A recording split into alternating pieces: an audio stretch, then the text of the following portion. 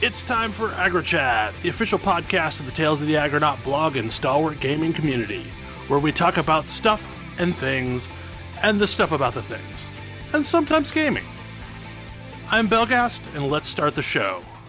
Hey folks, it's that time again. Time for another episode of AggroChat. This is episode 276. Tonight I'm joined by Ammo. Hello. Ashgar.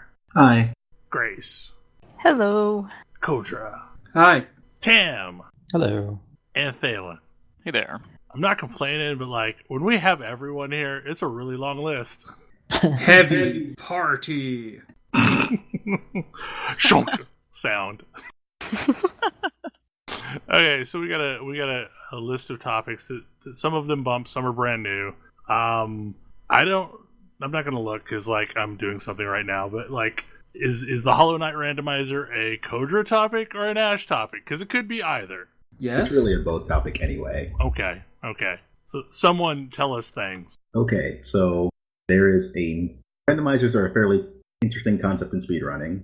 You generally take all the items and put them in random places in the game where other items might be. Like, Link to the Past is a common game for this. Oh, there used to be a piece of heart here. Well, now it's the hammer. There have been several versions of randomizers for Hollow Knight. There is a new one. The new one is significantly more capable than any previous ones. It's capable of placing geo chests and basically life pieces, mana pieces, various keys.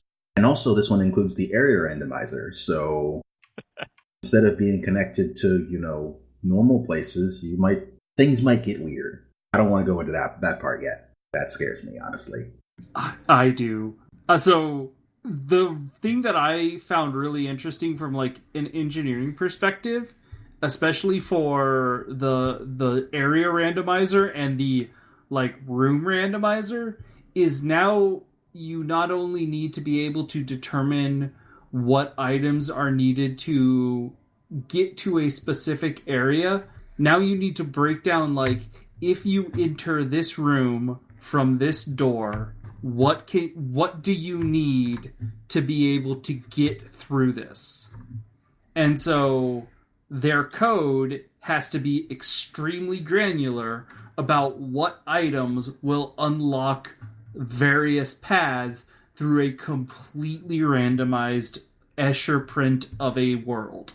Even if you aren't completely randomizing the areas, the logic in this one is much better and more detailed than the previous randomizers, such that I ran into a situation where I thought I might get stuck, in which I'd gotten the dash and the super dash and several different ways of going forward and no ways of going up. And what I had to do was kill some of the warrior dreams for enough essence to buy the Grim Child, which was on the seer, to unlock the Grim Troop. And then instead of giving me Grim Child, Grim gave me the Shopkeeper's Key. And then I could buy Isma's Tear from Sly. And then I was able to get one more item where the Love Key would normally be, and it was the double jump. Aha. Was this a cursed run? No, this is just incredible bad luck. That sounds like a cursed run. So that's another feature they gave, is the ability to turn on a cursed run, which I haven't actually done yet, but I'm led to understand it will hide things in as convoluted of an order to deny you getting the key tools you need until you go through some nonsense. They're going to try and figure out how hard they can make it for you to get the Mantis Claw or the double jump. They don't, they specifically move the Dreamers, which you need to find all three Dreamers, those are random now too, to finish the game. They move the Dreamers, they move the double jump, and they move the wall climb to be placed as late as possible. And you need either the wall climb or the double jump to get to most of the game. But having either one unlocks the vast majority of the game. But that option also turns any health upgrades and weapon upgrades and charm upgrades and also relics, if you randomize those, into 1 geo pickups. So good luck. And wow. So the cursed option is really cursed and you shouldn't use it. But there are several other options that are, hey, which speedrunner skips do you need to do to get through this game? Some of them are really basic, like maybe you can climb up from the Mantis Village by jumping on some mantises. You can get to the Watcher Knights without double jump by pogoing off of that one pot that is still there and has been there since the game launched. And then you get to somewhat more detailed ones, like this requires a shade skip. You need to die and jump off your own shade to get here. Or this requires you to go through a spike tunnel without one of the items that actually gets you through this. That one's dumb, though. You shouldn't turn that on. So I'm really glad that they took some of what they considered, some stuff they considered not even skips, and like put them behind skips though. Like climbing up through to Crystal Peak with double jump and dash used to just be a normal requirement. Now it requires spike tunnels.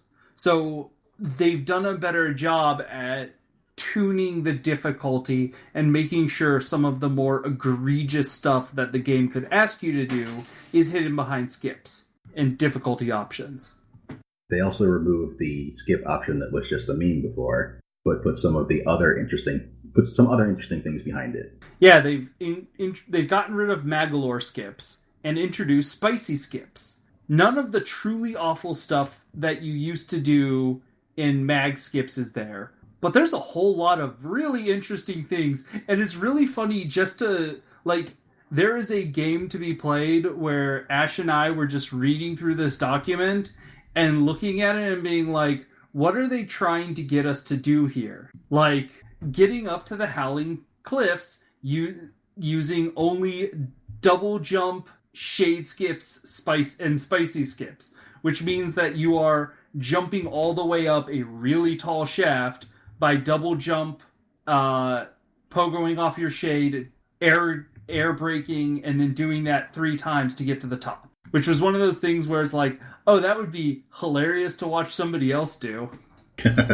So I kind of realized that this doesn't really work for the traditional way that you like draw out maps of games, but the ability to truly randomize every entryway to take you to a different thing and mostly stop making sense does encourage some interesting trying to mental map and draw out some stuff to be like, if I go here and then I go here and then I go here, can I figure out how to efficiently transit this map? This is a bridge too far from me. I have a hard enough time remembering how things connect in the game normally. Yeah. This is apparently not a bridge too far for me. I find it really fun. But there are some things that it's like, you really want to have bench warp, which is another mod that lets you teleport to any bench that you've previously sat at. Because sometimes you just got stuck. Like, unless you have bench warp, you can no longer progress in this game. So is that basically the only way to rapidly move to safety? I mean, it's a way to rapidly move to safety, but more importantly, it's a way, like, if getting to another bench caused you to go down a cliff that you can no longer ascend back up, it allows you to get back to the previous area. Yeah. The way the normal randomizer handles this is by not letting you save at benches that would get you stuck. Like, on that save I mentioned, I had to try to find an item down in the Ancient Basin, and it will not let you save at the bench in Ancient Basin. You can rest there and recover things, but it doesn't actually count as a save. So you will go back to your previous bench, which is good because you literally can't climb out of there without the wall climb. I'd say that. They probably assume you can get it out with double jump. Getting out of the Ancient Basin sounds like getting to the Ancient Basin without wall climb sounds awful. I mean, there's a long broken elevator shaft and spikes in it, and it's not that hard. It's just that you can't go back. I did miss the fountain room several times, and once you fall past it, you can't go back up to it. So I had to go back. I had to try that fall several times, only to discover that the item in the fountain that you get for throwing 3,000 geo in was 85 geo.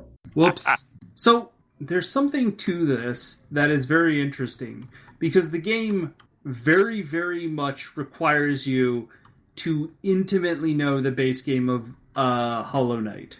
Like, to really be effective at this, you need to know every little nook and cranny and every little trick there is to all of the tools. But this allows you to experience all of those nooks and crannies in a new way, in a way that you, like, basically make it feel a little bit fresher. This is only really possible because of the ridiculous structure of the base game. There is the initial linearity of you have to get the fireball to get the green path. You have to get the dash to get the fungal caverns. And then once you have the wall climb from Fungal Cavern, you can go to any other zone in the game except Queen's Gardens. I mostly think about this in like terms of the like impulse I have is, oh, I'm really enjoying randomizers. I should play more games that are random, like roguelikes.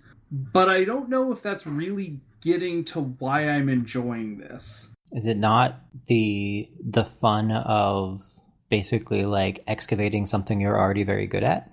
Yeah, which I don't think is what I feel when I play roguelikes, or roguelites, or rogue. That's what I mean, is that playing Hollow Knight is that. Yeah. It's just you're doing something that you're good at. Similar to like World of Warcraft. Yeah. But it's also making it feel fresh, because unlike World of Warcraft, it's not a thing that I've played. Like, it is a remix of something I've already played.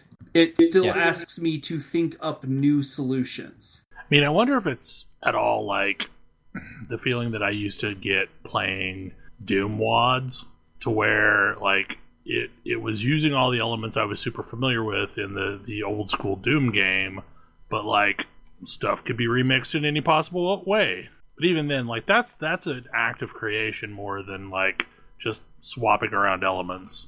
Yeah, in those cases, somebody actually had to make that map. Yeah.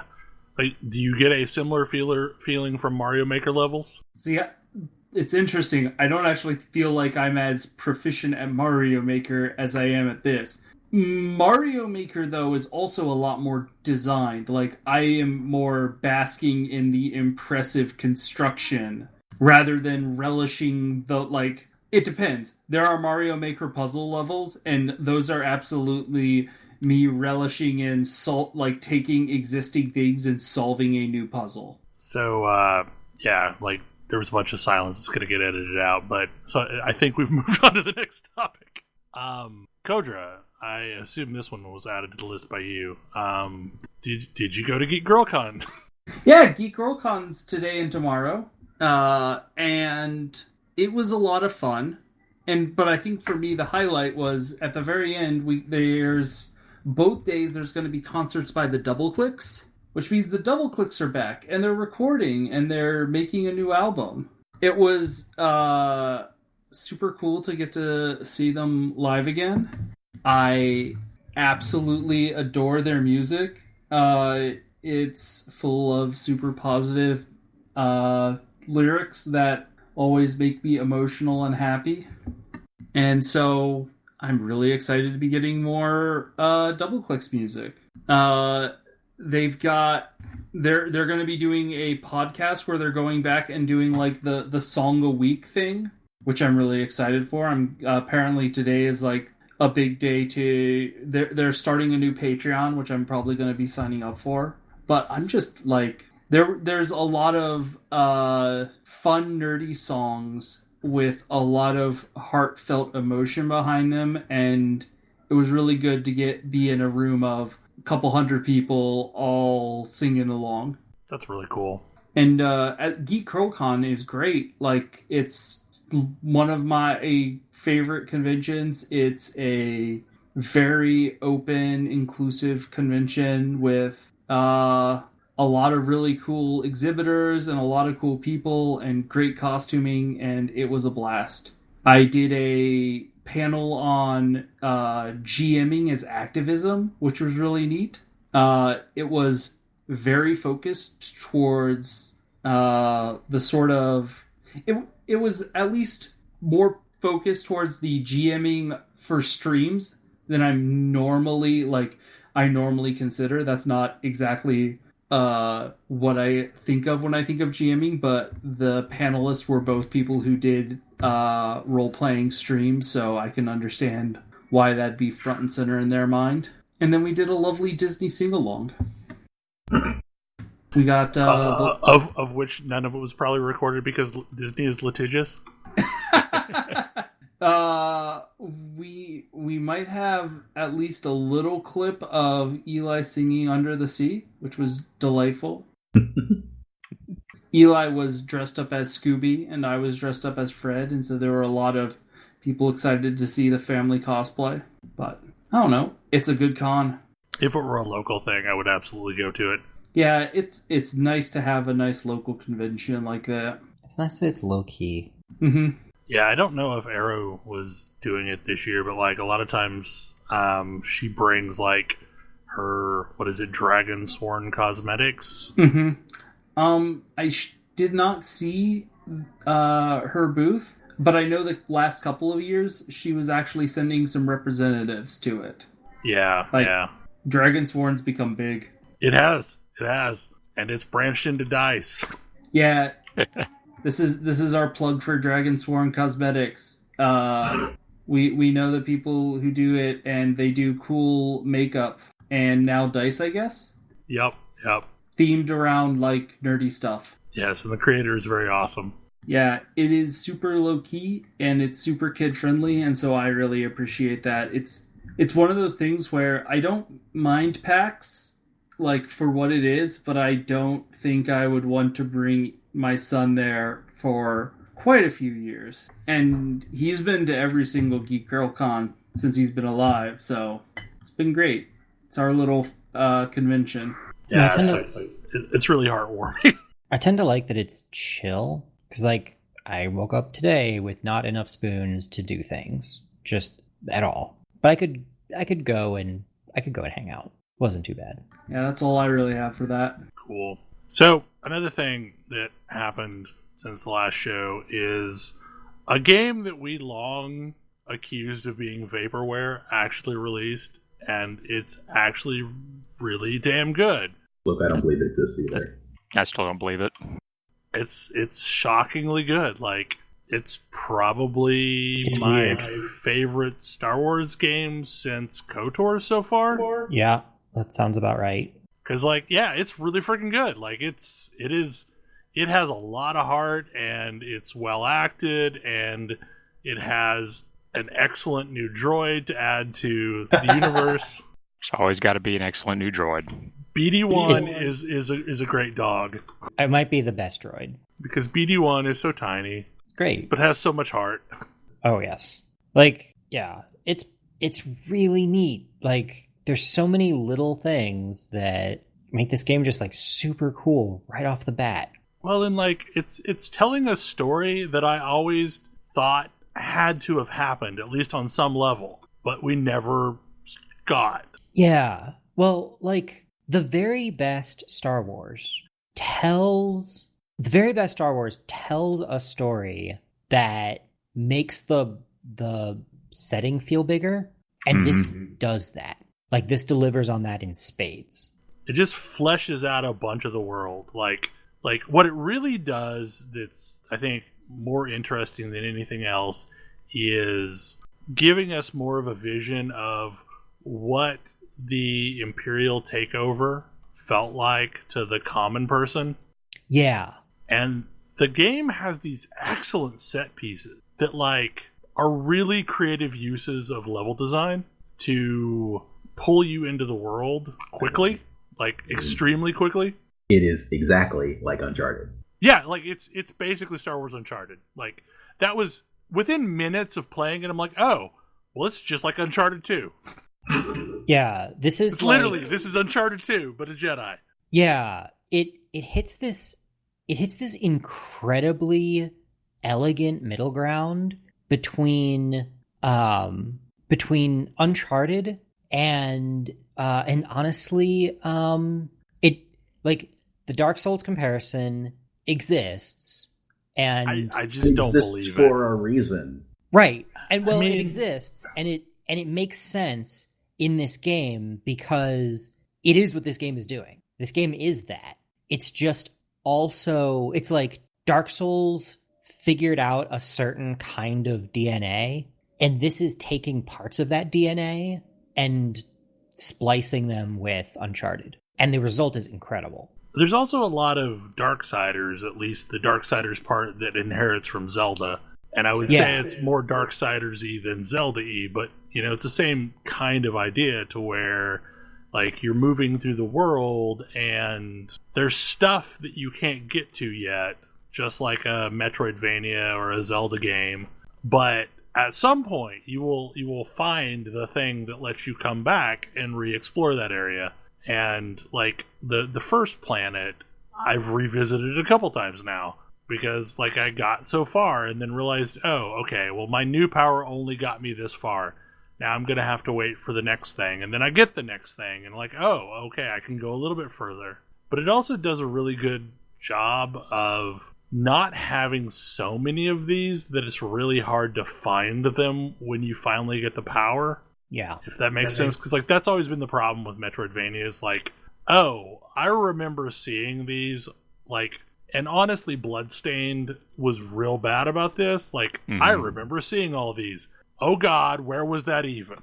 Also, BD1 is nice enough to mark them on the map, which brings up a different thing.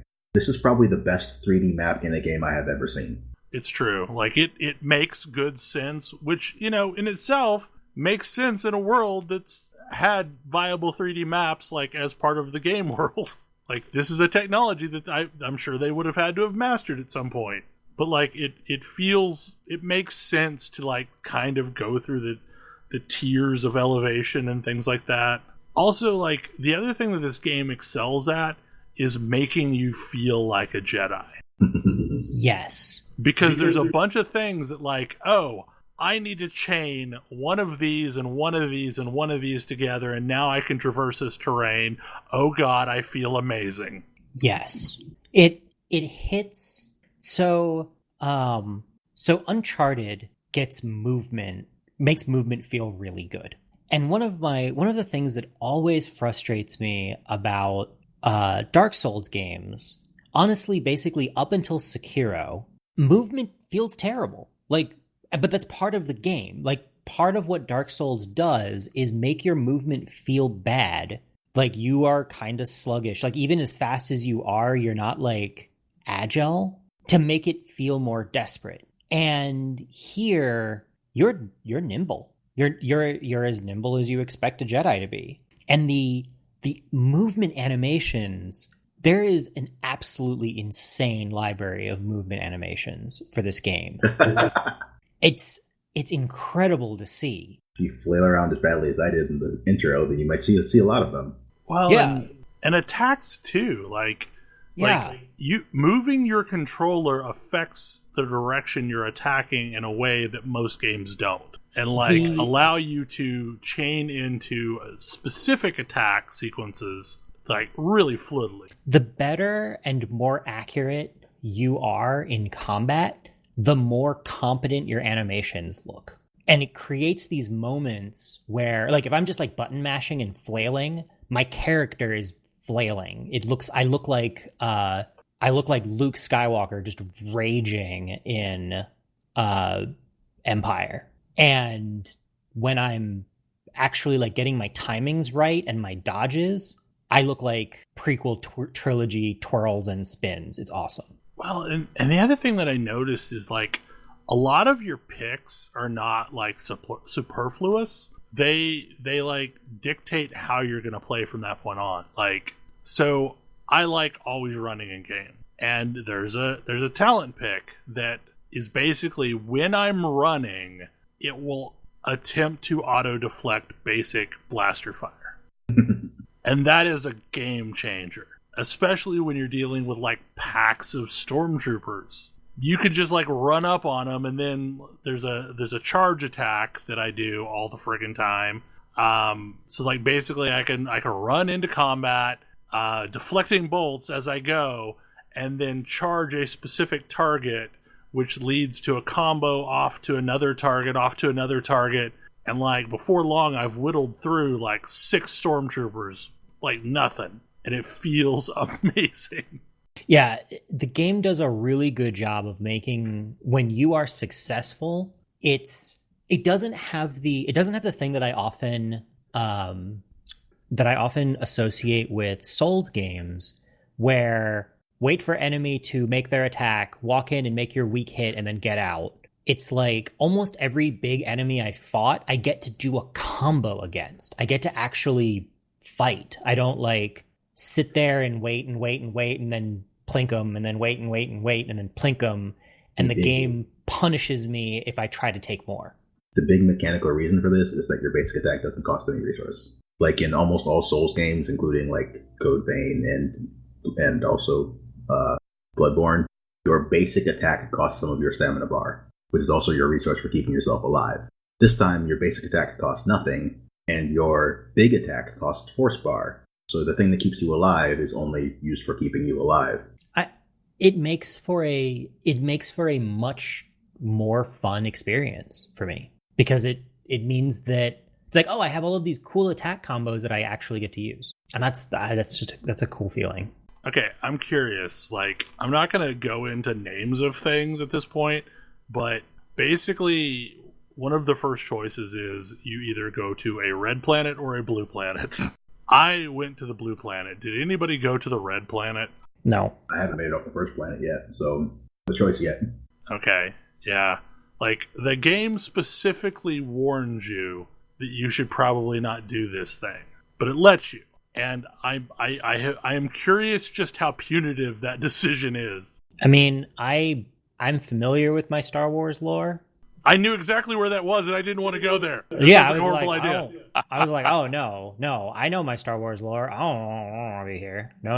Okay, so like because we are a podcast of people that more or less know Star Wars lore, they want to send you to Dathomir. No. Absolutely. Exactly. No. But hell no. Yeah.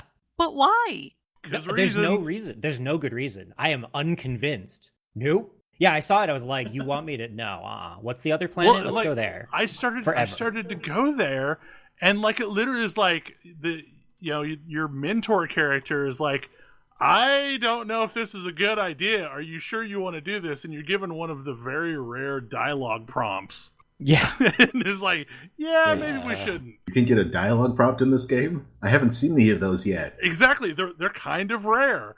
And they're always at pivotal moments like of the game trying to tell you, maybe you shouldn't do this thing. Well, yeah, I was like, oh no. I mean, so like I was only interested because I had read somewhere that if you take the Dathomir path, you can get a double-bladed lightsaber quickly. Yeah, if you can survive. If you can survive, right. No. Yeah, good luck with that. Like, I have not been to Dathomir, and there is another way to get a double-bladed lightsaber, so, like, I'm not entirely certain that it's worth the risk. No. Like, I'm here for a double-bladed lightsaber. Don't get me wrong. Okay, so has anyone else gotten that yet? The double-bladed lightsaber? No. It is a vastly different weapon. Good. I would hope so. It is as different as you would expect it to be, and I have basically had to retrain myself how to fight with it. Nice. I'm super here for this, and I didn't think this game was going. I did not like the combat system is so deep and functional to begin with that it hadn't even occurred to me that was a thing that it would include. So has Lego Star Wars actually finally been dethroned as the best lightsaber combat? Easily. This is Wait a sec. Lego Star Wars over Jedi Academy? Yeah, I have the same reaction as Ash did, and I think this I mean, this game is better than both of those. Yes. This is the best lightsaber combat I have played ever. And it's probably some of the best like melee combat. It feels great. I mean, I will say, like, the only glaring problem that I have with this game is the fact that you're locked into a male character. Like, that's really the only problem that I have. Seriously? You are locked into the specific character. It's like playing you're locked basically. In. Yeah, like you're not playing your character. You are playing a specific character. Well, I'm not playing this game. Yeah, like that is kind of a problem at this day and age for me, and I know it's going to be like there's going to be a lot of people that won't play it because of it. Yeah, that's just incredibly intensely disappointing. I had seen people talking on social media about not wanting to buy games where you couldn't play the gender of character you wanted, and I didn't realize that they were talking about this game, but wow, that's frustrating. I understand. It's like, on the one hand, I understand like you're going to do a whole bunch of like super detailed dialogue and animations and so on, and then I look at Mass Effect. Like, Mass Effect gave you a very specific character with tons and tons of dialogue. And, like, realistically, your character's wearing a poncho most of the game. Like, It's not that hard to have two main characters. Well, I mean, And it you is. choose one of the two. It But is the that thing hard, is but like- you should do it anyway. Yeah. but everything about this character doesn't matter what gender it is. Right. That's Like, the other there- part that bugs me. There's nothing about this character that is gender specific. Yeah, like I don't necessarily have a problem, regardless of the gender of the character, if there's something interesting that the character is doing, but the character is like kind of generic and Yeah, could that's- easily have been anything. Like, Yeah, that's no good. I mean, I think about something like Horizon Zero Dawn, where I would not replace Aloy with anything, and that there's no choice about that, and that kind of sucks if you would prefer not to play a female character, but also we never get those games anyway, so screw you men who don't want to play female characters. Aloy's great. But if a character is going to be kind of generic in the first place, then there's no reason why you should not make this effort to be able to let people play what they want. I mean, it's really well acted. It's basically, Cameron Monaghan, I think is the guy's name, who played the two not Joker characters on Gotham. I mean, excellent actor. It's just... it's one of those things where at this point, if your game is not voice acted, if you are telling a story heavy game and it's not voice acted, what are you doing? And that's been the case for like throughout this decade. That's become more and more true, and we're getting into that with characters. Like, yes, is voice acting expensive? It absolutely is expensive. Is that just the bar at this point? Pretty much. I mean, there are games that don't, and they feel dated by comparison, often intentionally, but Like games that have no voice acting? yeah, games that have no voice acting. They're almost all, they either feel dated or they're going after a particular retro feel. I think that's honestly a lot of why I bounced off of Wasteland 2, was that it was non-voice acted. Was Tyranny voice acted? Yes. Yeah, it was Yeah. very much voice acted. Both of the Pillars games are too. Although the second one more consistently than the first. Yeah, sans that issue, it's hands down the best Star Wars game since KOTOR, possibly ever. And honestly, it's a really strong game for this year, too. Yeah. I hope that it's one of those things where this is very clearly an experiment, but it is a strong experiment. And I think that this is one of those games where the next one around is going to be clearly much more feature packed and so on. I mean, I feel like it's also worth talking about the weird aberration that Respawn is as far as EA. Because, They there's seem a to be studio... an EA-owned studio that actually can get to go off and do their own thing. Right, they seem to just be doing whatever the hell they want to. And EA is more or less not 100% on board, or hasn't been 100% on board. I mean, Yeah. the last time they came out with Apex Legends, so they seem pretty on board now. Yeah, at this point. but Fallen Order had been in development hell for a while. They've really not released that many games since so I did research into the studio, and Titanfall 2, then nothing for a while, then Apex Legends, right? But they're a huge chunk of the studio that used to be Infinity Ward. Yes. That was their name, right? They Right, were that Respawn did- because they're from less than Zampella, less Infinity Ward. Yeah, so it's the folks that did Call of Duty 1 and 2, and Call of And Duty 4. Modern Warfare. And the one that launched modern Call of Duties, yes. Yeah. So, and then for whatever reason, Activision inexplicably fired two of the co-founders, and Not inexplicably. yeah, but apparently they took 38 people from Infinity Ward plus the two of them and went off and created Respawn, and then were courted by EA to make Titanfall, which, I mean, has had various levels of success. So But it's bizarre that that now they're giving us this game because like it's kind of out of the wheelhouse of everything they've done to this point. Also, none of their games have ever released on Frostbite. Titanfall 1 and 2 were the source engine, and Apex and Fallen Order are on Unreal.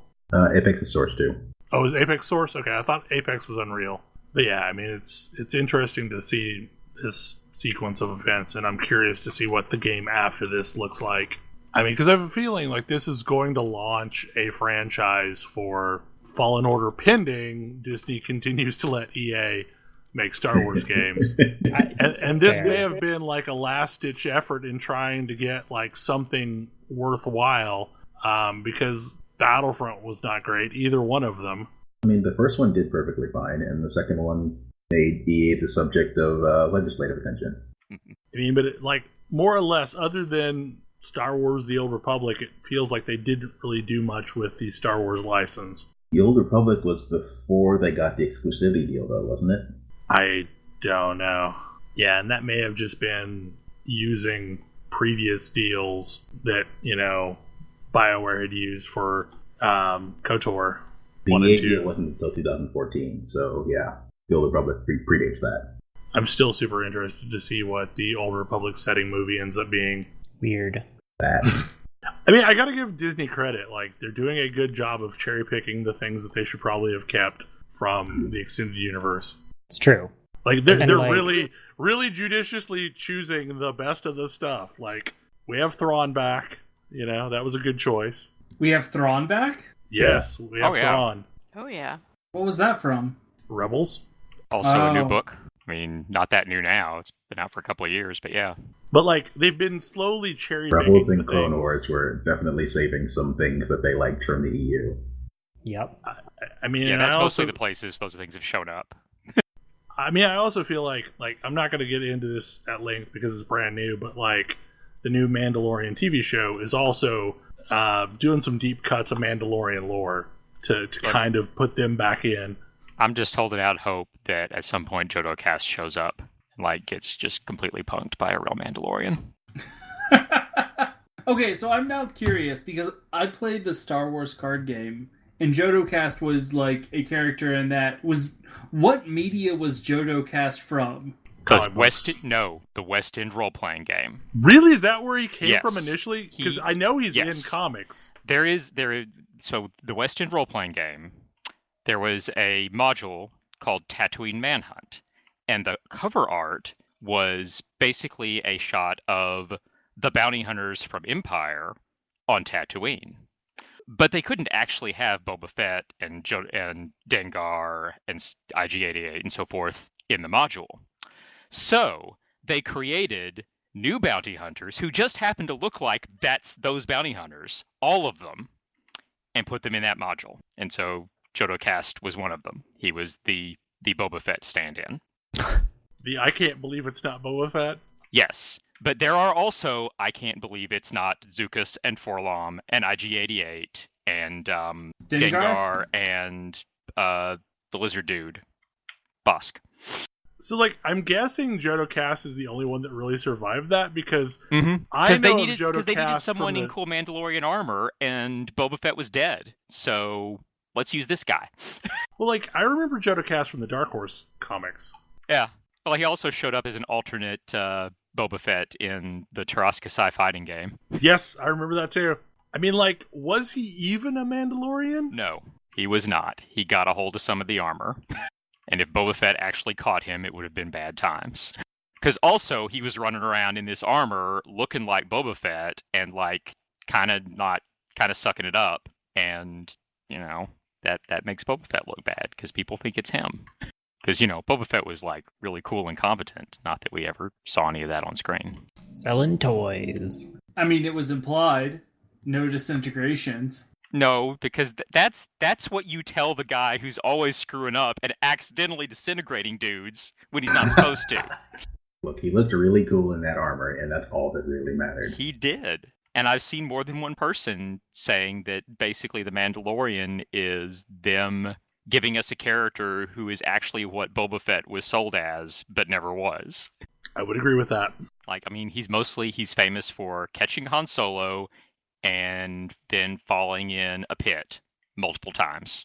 I'm pretty sure in the extended universe, Boba Fett got out of the Sarlacc and then fell back in, like, at least 3 times. He revolutionized the bounty hunting industry by discovering that you can just put people on carbonite. I mean, technically, Darth Vader should get the credit for that. I mean, I guess that's fair. But apparently the entire Mandalorian clan is now fully on board with that concept. I mean, you know, makes sense. It's efficient. Keeps them quiet, easily stackable.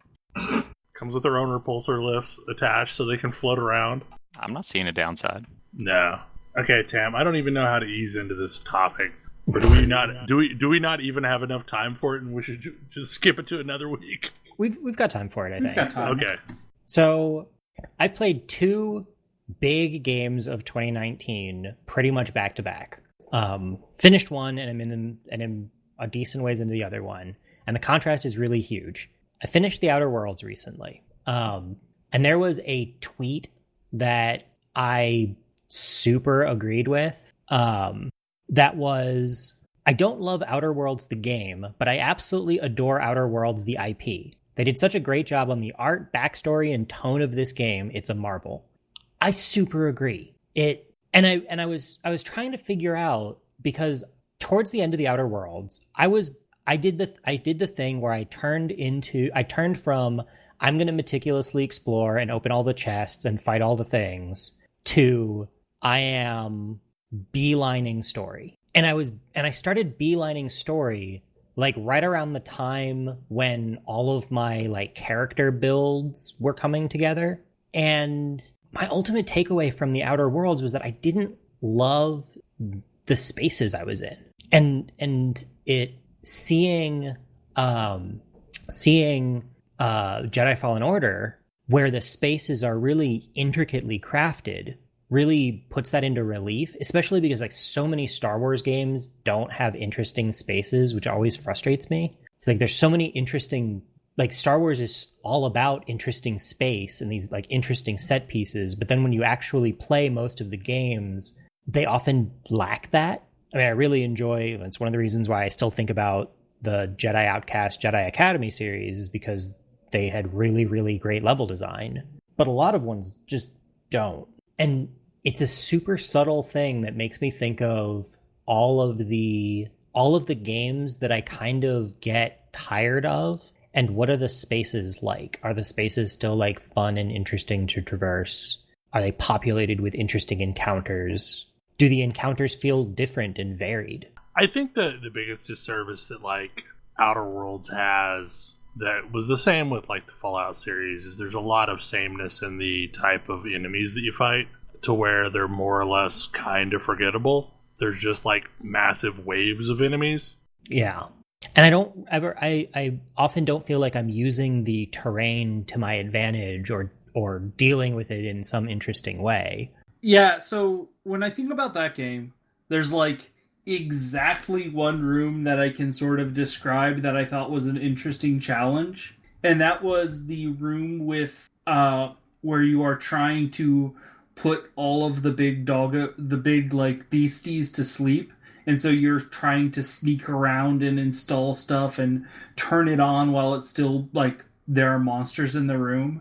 And that actually frustrated me because of a thing with the game where if you triggered their aggro at all, you couldn't interact, like you couldn't even at great risk to yourself interact with the computer to try and turn on the like ventilation system. But at least that was sort of asking me to do something differently other than like, especially in the open worlds, like I see a bunch of enemies and so I stand far away and I shoot them. Yeah. Marauders were the new raiders. I also actually really didn't like that because, like, I guess they were, like, made to be pointlessly violent, but, like, they were also the people who, like, had been cast out of society, and that kind of was, like, a weird mixed message going on. Yeah, like, we talked about that before. It felt weird that the company that gave us lots of options for siding with the quote-unquote bad guys in Fallout New Vegas really didn't give us that many options for siding with the bad guys. Like, within a few minutes of starting New Vegas, you can, like, be allied with the powder gangers. And, like, you probably shouldn't, but you can. Yeah. Well, you know, Right. and if you want to be friends with Kaiser, you can be. If you're a really terrible person, Yes. you can do it. You have to be a really terrible person. But I think that's really what's hit home with, like, Fallen Order is how good the set pieces are and how well they add to the story. Yeah, and how much, and especially for me, a lot of it is like in video games you do the same things over and over and over again, and it's really important to make those things, if you want to keep it interesting, you've really got to make those things feel different. Even if they're not?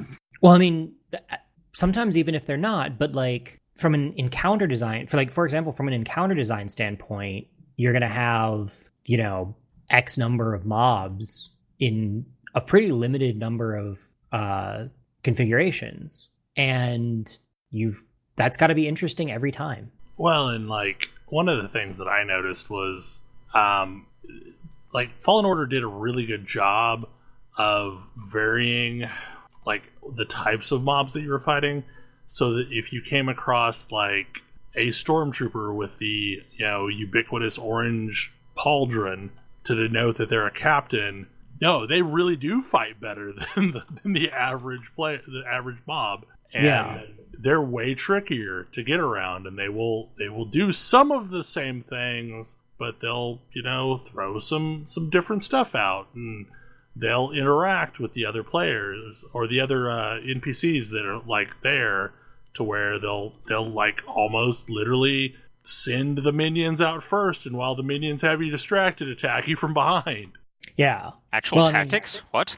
And they lean on the first shot always misses rule, which is super great. But it means that you can have an enemy pop up, like you walk out and it turns out there's an enemy behind you. Hey, but because that enemy misses, it makes the encounter interesting, because you had enough warning, but the spaces are different. It was like, I remember building levels at one point, and one of the things that we did was like, we have the same, all this level has is the same encounter stamped down 15 times. The level design has to be interesting enough to carry all of those encounters. You shouldn't get bored going through this, even though it's literally the same fight 15 times. And it may be just a thing that I pay a lot of attention to, but... Oh, I definitely agree. Like, I've been having a hard time getting back into the Outer Worlds, even though it's like, I know I love the story, because, yeah, the combat's kinda meh. Yeah. And the story is incredible. Like, the story is... It wasn't... When I gave up on doing everything else and just beelined the story, it was a great experience, and I finished it, and I was glad to have, because I didn't want to do any more fighting. But I was done with the side quests. And, like, maybe I'll get tired of, you know, Fallen Order's combat. But so far, so far it's like, oh, you fight 3 stormtroopers.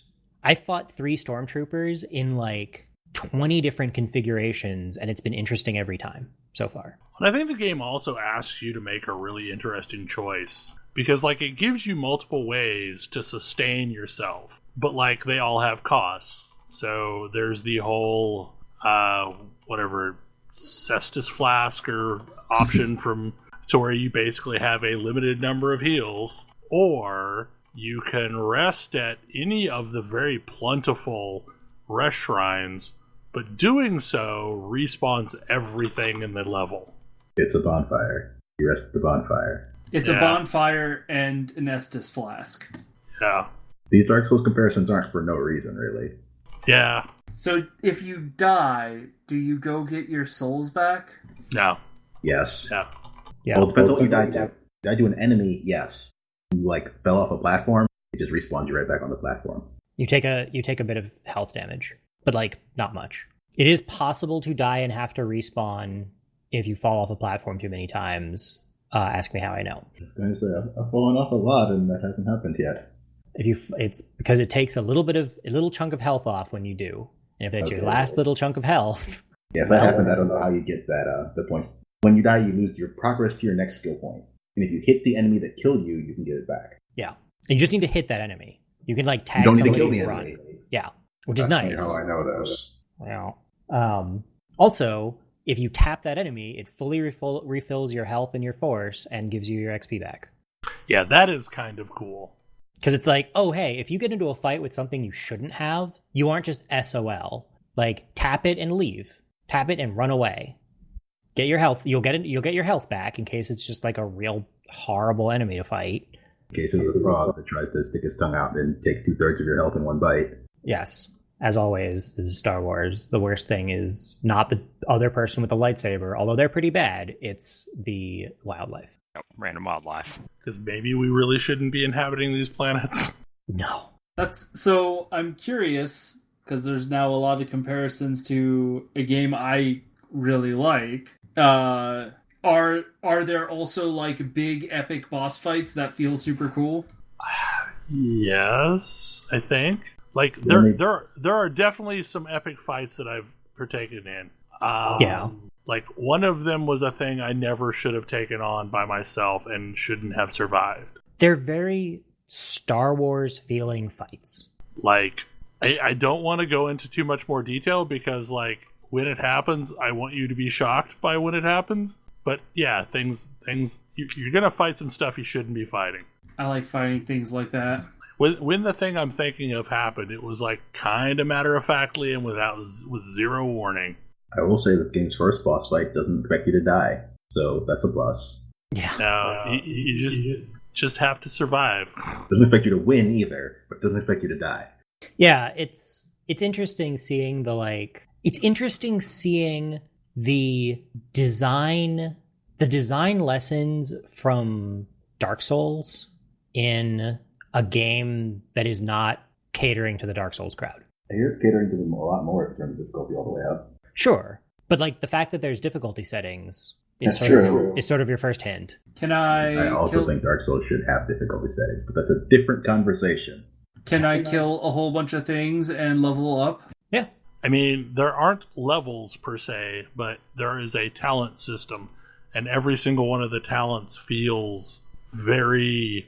I mean, there's a couple that are generic, like more health and more force power and more stamina, but most of them are like, you are making a choice that is going to change how you play.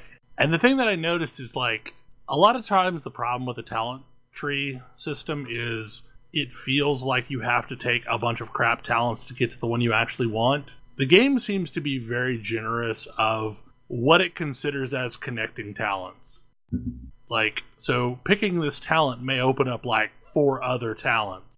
One thing that really, that also really, because I'm thinking about levels. I'm thinking about like Super Mario World versus Mario Maker levels, and like how the really best Mario Maker levels feel like ones in the actual game because they have a flow to them.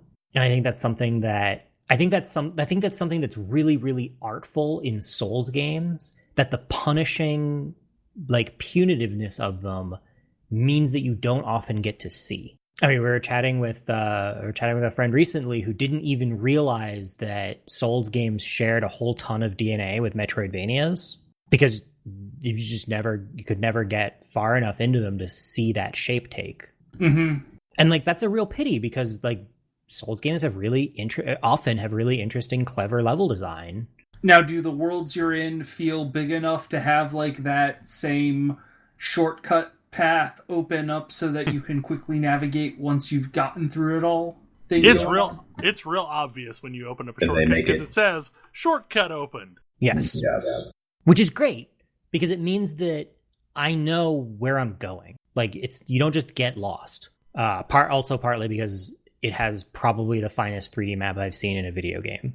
Like, yeah, we mentioned that earlier, and it's not just like a joke. Like it's really a good 3D map. That map is inspired. And the way that the shortcuts work actually really aid the fact that you're going to be coming back. Like, you probably don't have to come back to the planet, but every so often you're going to unlock new traversal abilities that are going to let you go deeper and deeper in.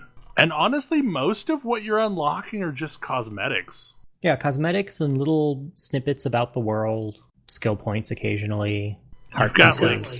You have this very intricate system for like creating your lightsaber, and you're picking up just like an emitter of a specific style, or like a shaft of a specific style, or so you can constantly be shifting up what your lightsaber looks like, or it may be just like a new poncho for you to wear, or a new paint job for BD1. The one thing that I really like so far, and I don't know if this is going to hold basically forever, but when you're in the like water temple, for lack of a better term, from Legend of Zelda, because there are puzzle areas that are like that you enter, and while you're in there, mostly you only have to deal with trash mobs. So you aren't having to care necessarily about combat while you're trying to reason out how things are supposed to be working for you to get past the puzzle. Because like one of them was a pretty reasonable puzzle. Like it was kind of challenging. And it reminds me a lot of some of the levels from Breath of the Wild, especially like the ones where you have to like freeze this area to knock loose something else so that you can move it around the map so that you can, get it into the little hole in the ground that it goes into. That kind of feeling puzzle. Yeah, I've had a lot of fun with the like, oh, this is a puzzle. Oh, okay. All right. I'm here for this. And then like you wander around a room too long and your droid is like, beep beep, do you want some help? Basically. P.S. I have accepted hints, and they're not really useful. Well, they're useful in confirming what I was already suspecting in a lot of cases, but I really love the delivery of them because it doesn't feel condescending. Yeah. Because it's the way it's phrased, like ask your droid for help, and it's the character who goes, hey, it's probably something like this. What do you think? And the droid like beeps affirmatively, and you're like, okay, I feel pretty good about that. Beep beep beep beep. Oh yeah, I think we saw one of those on the way in, didn't we? Yeah, like they do. It both feels like really natural dialogue, and like one of the reasons I've started hitting them every time I hear them is because it's really natural feeling dialogue, and I don't feel condescended to as a player, which especially in games like that, it's real easy to feel condescended to. But again, like I said, they're not always 100% useful. Yeah. Because there was one of them that I took, and it's like, oh yeah, no, I know exactly what I got to do, and you just told me what I got to do. I just have no clue at all how to do the thing. Like, I can see it.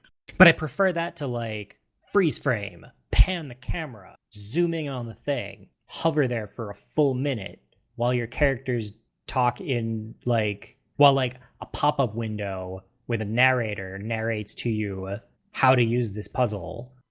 With like arrows blinking and... Yeah, and then you go back and it's got like these giant arrows on the UI that are like, go here, do this. Like it rides it treads a really careful line between accessibility and condescension. And I love that.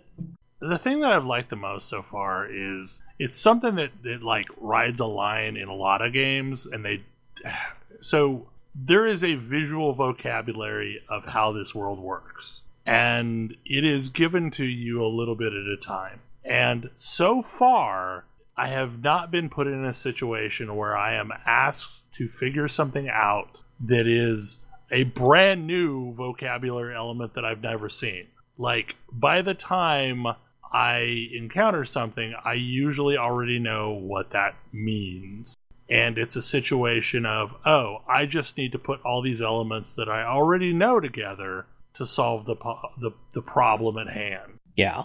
Other thing, sort of tying that in with the level design thing, every time they blatantly introduce a new mechanic to you, you get the like tutorial flashback, which is a nice touch, incidentally. But when you complete the tutorial successfully, you automatically have finished the original thing you were trying to do that triggered it in the first place. And then almost always, just shortly after that, though, there's another chance for you to apply the thing you just learned. Yeah. Like, one of the coolest feeling things is towards the end of one of the levels where, like, you have, like, a zip line and a wall run and a wall climb that are all chained together.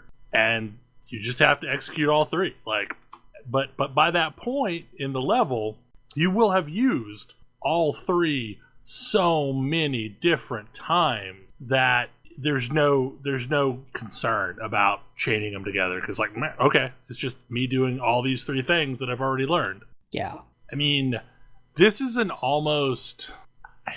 it feels like a masterclass in how you piece together a world and how you piece together a zone to teach the player what they need to know before they actually really need to know it. Because there's like a lot of low-risk ways to try out things before you're put into a situation of, oh god, I now have to execute or die. And even then, if you execute and fail, it is a rapid fail type system to where you're basically just like picked up to the point at which you failed and can carry the sequence through again until you get it. And like Tam said, eventually you will die, but they're real forgiving in the number of times you can fall off the same cliff.